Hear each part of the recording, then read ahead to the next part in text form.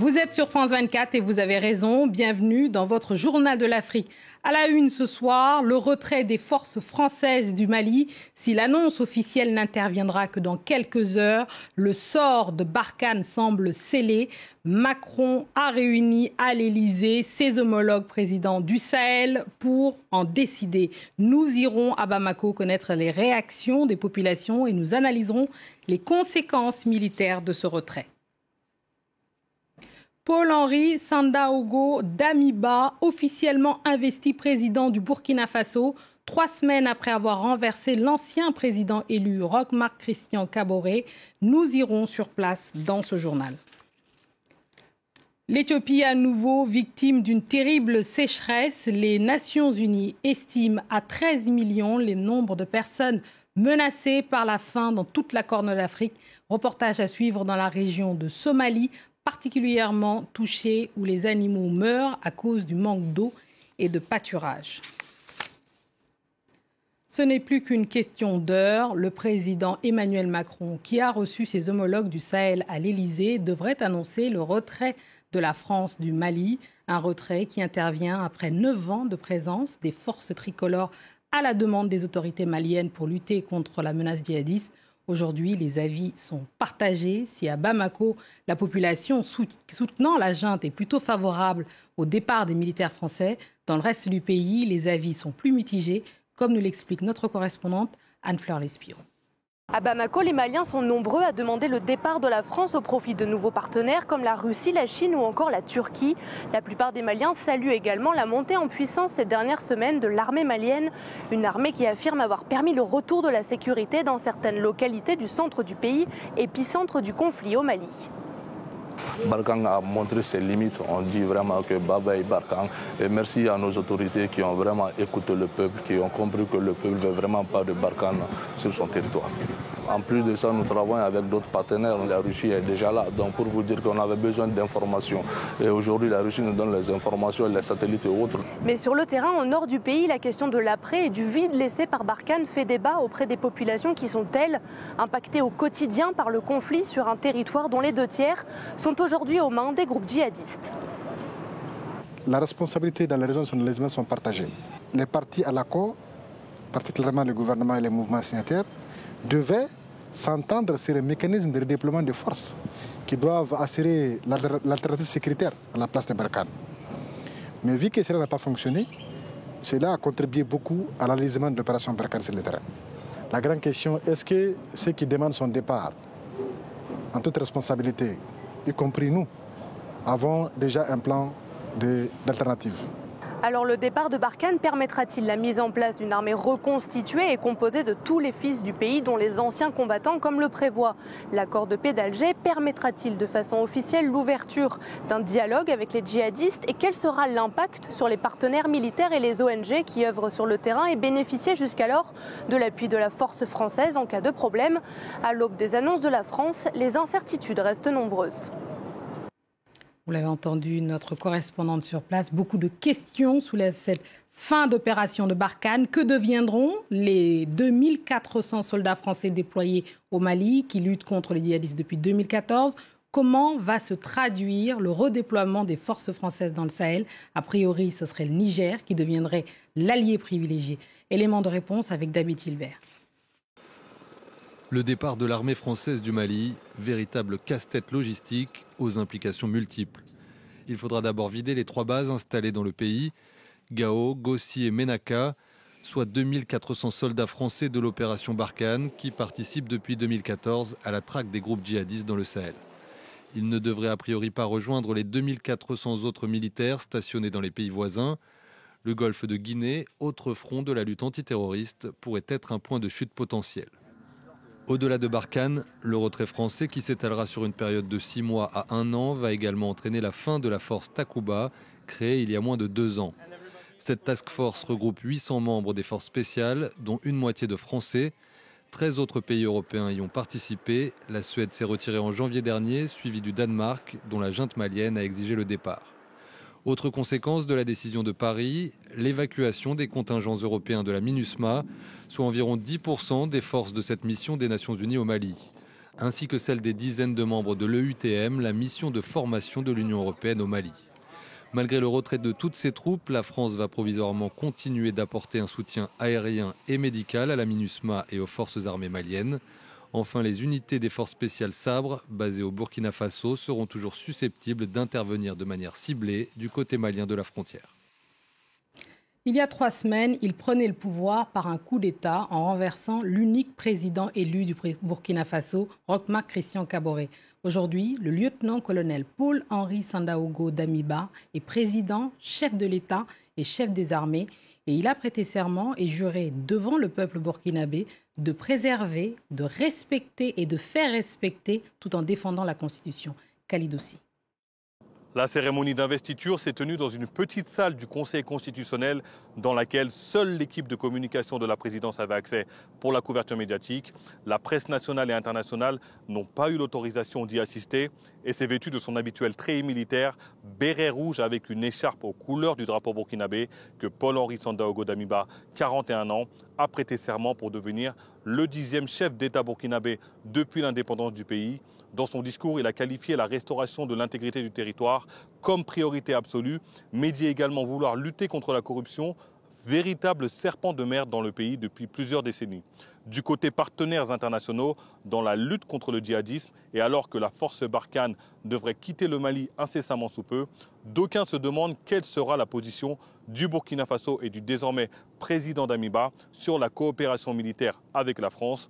Dans son discours, il a déclaré « En ces moments difficiles, notre pays n'a pas été abandonné par ses partenaires. C'est l'occasion pour moi de remercier la communauté internationale pour tous les efforts consentis pour accompagner le Burkina Faso. » Il a également ajouté « Le Burkina Faso réitère sa disponibilité à travailler en toute souveraineté avec tous les partenaires dans le respect mutuel. » Alors que la durée de son mandat sera déterminée par la charte de la transition selon le président du Conseil constitutionnel, la prochaine étape pour le président Damiba sera justement de composer un gouvernement de transition pour conduire les affaires courantes du Burkina Faso, mais surtout pour remplir son objectif prioritaire et ce pourquoi il avait mené un coup d'État contre l'ex-président Kaboré, la lutte contre l'insécurité et donc la restauration de l'intégrité du territoire national. En Somalie, les djihadistes Shebab ont lancé plusieurs attaques simultanées sur des commissariats à Mogadiscio. Le bilan fait état d'au moins 2 morts et d'une vingtaine de blessés. Ces attaques ont lieu alors que le pays est plongé dans une profonde crise politique qui oppose le Premier ministre au président. Ce dernier, dont le mandat a expiré l'année dernière sans qu'il ait réussi à organiser des élections. Laurent Bersécher.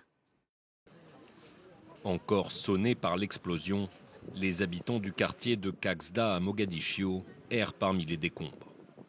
De leur maison, il ne reste que quelques débris éparpillés, cible collatérale de l'attaque du commissariat voisin par des militants Shebab dans la nuit de mardi à mercredi.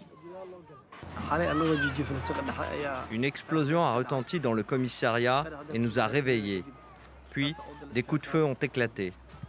Comme vous pouvez le voir, notre maison et les maisons voisines ont été gravement endommagées. C'était une opération d'envergure menée par les djihadistes qui ont simultanément ciblé plusieurs commissariats et checkpoints de la capitale. La série d'attaques a été revendiquée par le groupe islamiste Al-Shebab qui mène depuis des années une insurrection contre le pouvoir somalien. Ces derniers mois, les attaques visant des militaires, des diplomates et des dignitaires étrangers ont gagné en intensité, faisant craindre l'éclosion d'une nouvelle crise sécuritaire en pleine période électorale. Les Somaliens doivent se rendre aux urnes à la fin du mois de février pour élire leur prochain président. En Éthiopie, ce sont les conditions climatiques qui inquiètent. La Corne de l'Afrique fait face à la pire sécheresse enregistrée depuis 30 ans. Les Nations Unies estiment que 13 millions de personnes sont menacées par la faim. Plus d'1,5 million d'animaux seraient morts dans la région à cause d'un manque d'eau et de pâturage. L'Éthiopie fait partie des pays les plus touchés. Reportage en région Somalie de Maria Gers-Nikoloski. Faute de trouver un lieu de pâturage, les animaux de cet homme sont morts de faim. Dans le sud de la région Somalie, il n'a pas plu depuis 9 mois. Les communautés pastorales qui vivent de leur bétail sont particulièrement touchées. La sécheresse a impacté mon troupeau. J'avais 300 animaux et 200 sont morts. Ils ont été affectés par le manque d'eau et le manque de nourriture. Cela a rendu mes animaux très faibles. La majorité des puits sont asséchés. Ici, seule une réserve d'eau approvisionne un rayon de 10 km. Mais cette source est sale et transmet des maladies. Les insectes et la saleté peuvent entrer. Les prédateurs, les animaux sauvages, même les oiseaux. Il n'y a pas de couvercle de protection. La condition des animaux est devenue secondaire. Maintenant, nous nous inquiétons pour notre vie, pour la vie de nos enfants. D'ici mi-mars, 6,8 millions de personnes auront besoin d'une aide humanitaire d'urgence. Selon l'UNICEF, la sécheresse a fait augmenter de 20% le nombre d'enfants mal nourris dans la région. Cette mère adolescente vient d'arriver dans cet hôpital avec sa fille de 2 ans. En raison de la situation actuelle, les enfants n'ont pas accès à de l'eau propre, à de la nourriture nutritive. Pour cette raison, les enfants vont souffrir de diarrhée, déshydratation et vomissements. Ils peuvent aussi développer de la fièvre. Face à la gravité de la situation, des milliers de personnes ont fui vers le nord de la région dans l'espoir de trouver de la nourriture pour eux et pour leurs animaux. Ibrahim Abdi a laissé sa famille derrière lui et marché pendant 15 jours avec ses bœufs. Ceux qui ont survécu à la sécheresse sont malades. En plus du reste, le problème principal maintenant sont les maladies animales. Ces maladies devraient être traitées. Au vu de la gravité de la situation, ma femme m'appelle et me demande de revenir pour que nous puissions mourir au même endroit. La prochaine saison des pluies n'est pas prévue avant le mois d'avril. Les organisations se préparent au pire, mais manquent de moyens pour répondre aux besoins grandissants.